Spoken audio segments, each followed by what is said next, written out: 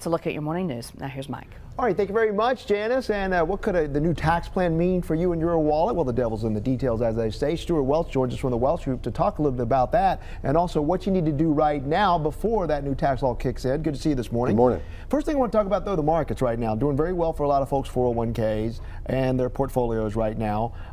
Some people are concerned, well, this thing's getting overheated. What are you seeing right now? What's the impact of this right now? Well, I think the market, of course, has been on a huge run. Yeah. I mean, this is the most remarkable thing I think I've seen in terms of number of years and how well it's gone.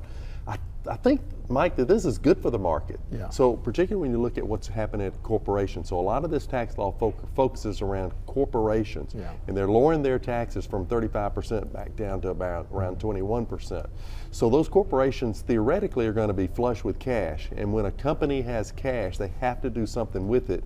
I think they look for opportunities, and those opportunities are going to be expand operations. So I think that's very positive for the market. I think you're seeing that reflected in what the market's doing right now. As this unfolds, I think you're going to see that the market's going to continue to do well. Now, it could still be volatile. Well, there are some independent analysts who look at this, and they've talked to some CEOs, and they feel like this is only going to benefit a few big corporations, and that some of these corporations sitting on the cash are not going to reinvest to expand new jobs here. But you don't believe that?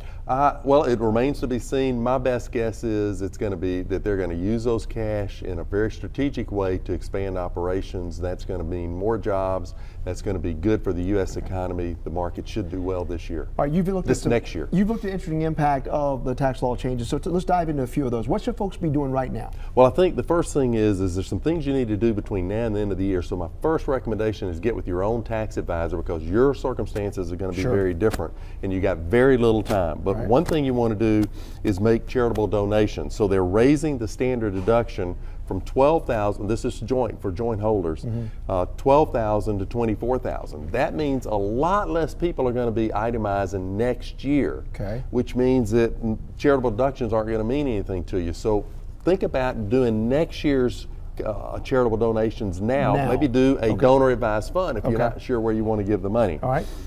Fourth quarter, if you pay quarterly taxes, you want to pay your fourth quarter state income tax estimate before December 31st. Why? Because you're going to get a tax deduction this year. Not next year. It's going to get limited to a total of $10,000, but it rolls up with your property tax and local sales tax. So there's going to be a limit on that. We should always max out our retirement contributions. You should, but rates are going to go down. So a deduction is worth more this year than it is next year. So it's just one of those things you want to think about.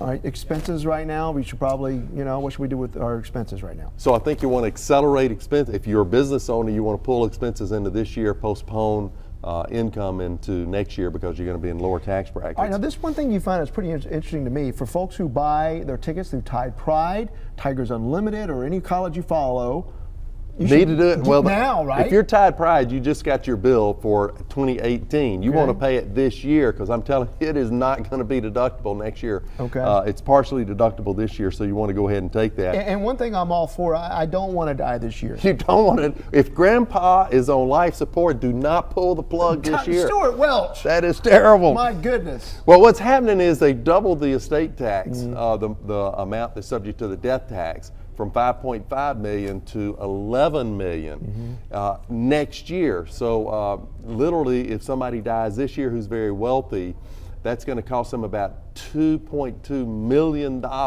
If they can just get to January 1, they'll save that much money. Okay, all right. Real quickly, GDP right now, I mean, we're looking at some record numbers. Do you think we could hit some quarters as 4 or 5% if this tax plan goes through, or do you think it'll have a negative effect?